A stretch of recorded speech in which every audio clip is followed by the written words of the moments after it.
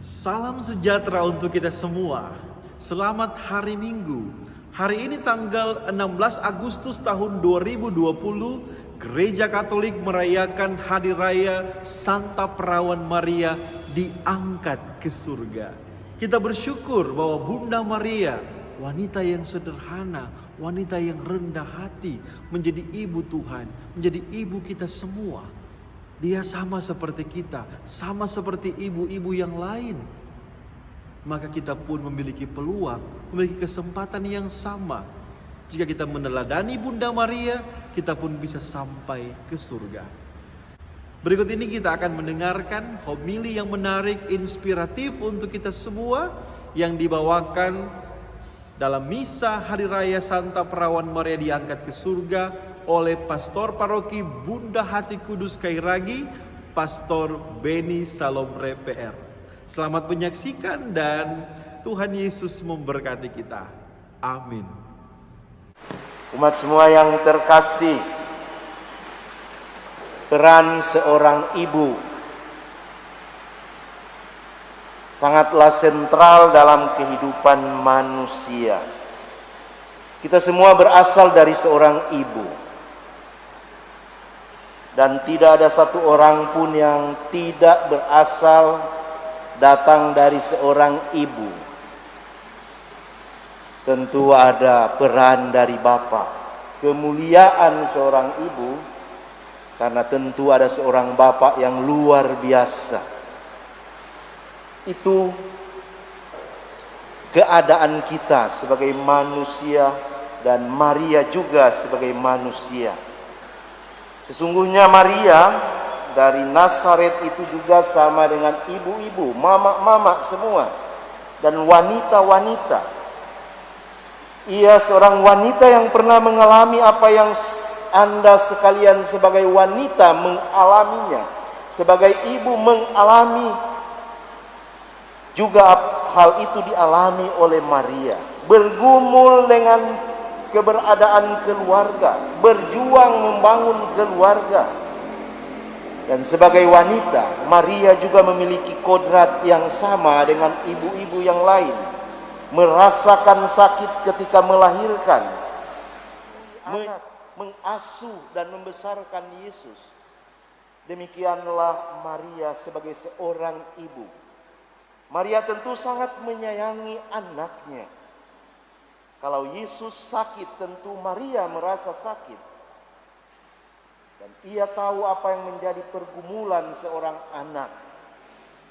Apalagi Maria menyadari anak yang di dalam yang telah ia kandung dan ia lahirkan itu berasal dari Allah melalui Roh Kudus di dalam dirinya.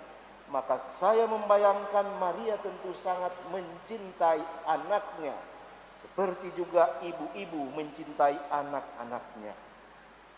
Lalu di mana keistimewaan seorang Maria yang menjadi kelebihannya dibandingkan dengan ibu-ibu yang lain, sehingga ia terpuji oleh Elizabeth. Terpujilah engkau di antara segala perempuan. Di mana letak kelebihan dan keistimewaan Maria? Saya melihat bahwa Maria dari Nazaret mendapat keistimewaan dari Allah oleh karena keterbukaannya pada undangan Allah dan memberikan dirinya menjadi pintu masuk bagi penyelamat untuk datang ke dunia. Ia memberikan dirinya menjadi bejana, menjadi tabernakel, rahimnya menjadi tempat bertahta Tuhan.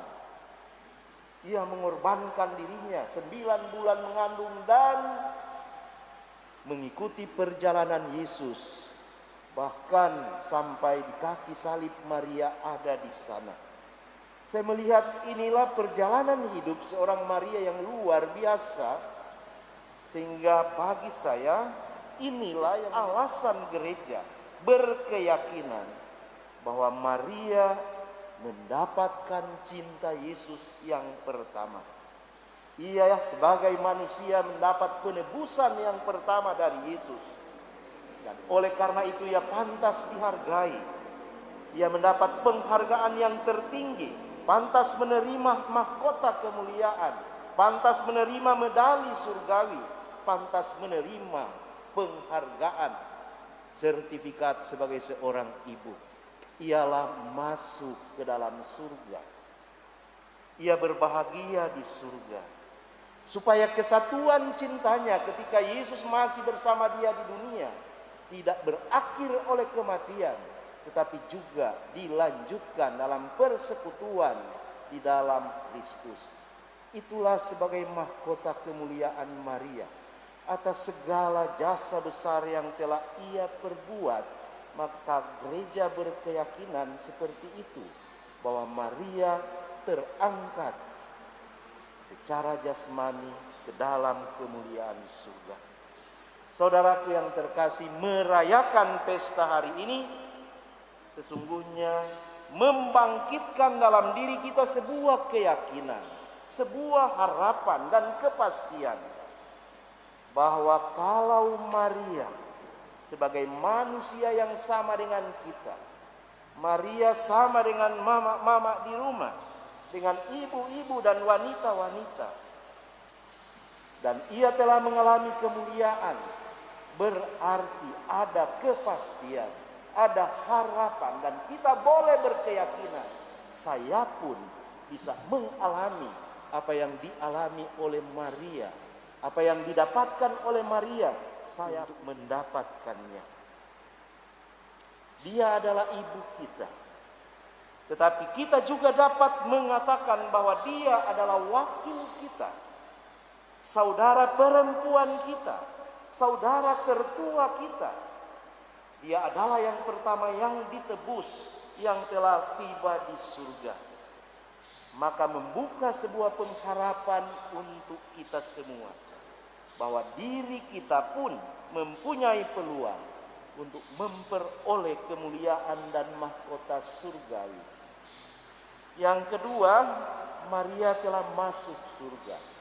Ia telah berada di surga, telah mendahului kita masuk surga. Tetapi ia tetap berjuang untuk kita juga. Dalam bacaan yang pertama tadi dilukiskan tentang wanita yang berjuang membela gereja, membela murid-murid anaknya dari cengkeraman maut. Dan kita mengatakan bahwa Maria seperti itu, ia tetap berjuang untuk kita yang masih berjuang saat ini. Oleh karena itu secara manusiawi saya membayangkan Maria sedang duduk-duduk di pintu surga. Ia sedang menunggu kita, ia sedang melambaikan tangan untuk kita, ia sedang menanti kita untuk datang. Ia mau bilang, ayo pastor, bakuat, kamu bisa. Ia mau bilang kepada kita, ayo mama-mama sebagai ibu, saya sudah pernah mengalami apa yang menjadi perjuanganmu saat ini. Kamu bisa untuk tiba di sini. Ya, Maria seperti mau bilang, capajo, bakuat terus. Ini satu rasa manusiawi. Kita boleh membayangkan bahwa kemuliaan yang diterima oleh Maria ini diberikan peluangnya itu untuk kita juga. Bahwa kita bisa berjuang. Dan Maria telah menunjukkan itu sebagai penghargaan atas perjuangannya di dunia yang luar biasa itu. Maka mahkota itu ia dapatkan. Dan mahkota kemuliaan itu juga menjadi harapan bagi kita. Kita bisa untuk mencapai, meraih mahkota kemuliaan seperti yang Maria telah menyambutnya.